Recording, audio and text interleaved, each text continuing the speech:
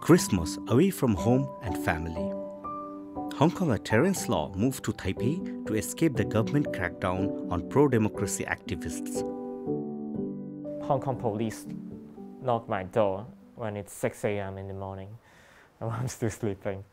And luckily they don't immediately arrest me, but need me for investigation. They need to investigate some organization I joined or I started. One of my job back to 2019 is that to support those students who are being arrested by the Hong Kong police force. We will send a lawyer as soon as possible to the police station where he has been arrested. So time flies, and 2021 I was elected to become the student union of Chinese University of Hong Kong.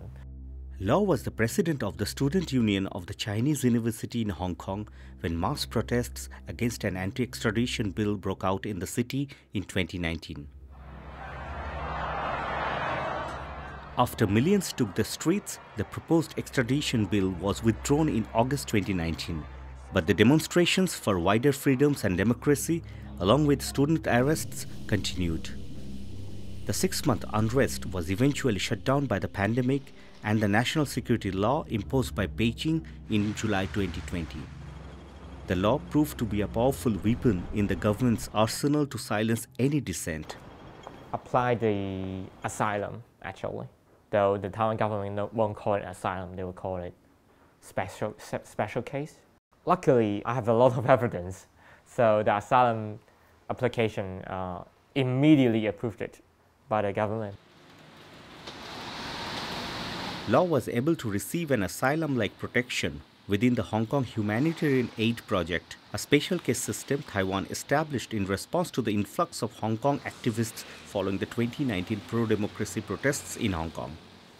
Yes, it's definitely very dangerous for us, like the whole student union.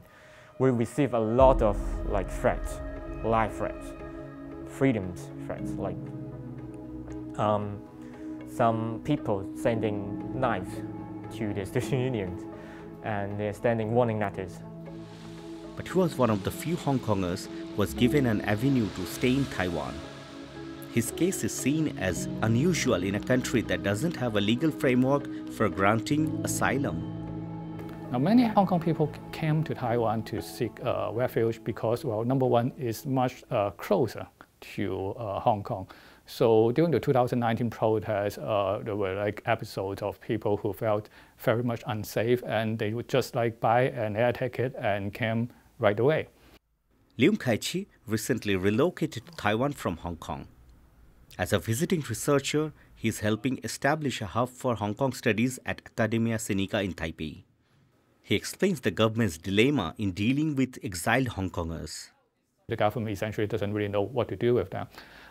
So for a period of time, they were essentially channeled into existing programs. So for example, well, how about you go to school and get a degree, okay? But for many of them, this is not a very good choice, okay? Because it takes a very long time to do so. And also many of them are already pretty mature and they don't want to go back to school. So forcing them to go through the original channel doesn't make a whole lot of sense to them. A draft asylum law was proposed by the Ministry of the Interior in 2005, but has never been implemented. One of the key sticking points is whether people from China, including Macau and Hong Kong, should be given right to seek refuge in Taiwan. I think it's not that easy for people to get into Taiwan, to be very honest. It's somehow easy when it's still 2019, 2020, but after national security law, and especially right now, there is less and less activists in Hong Kong right now. So Taiwan government seems don't have the willing to receive that much refugee.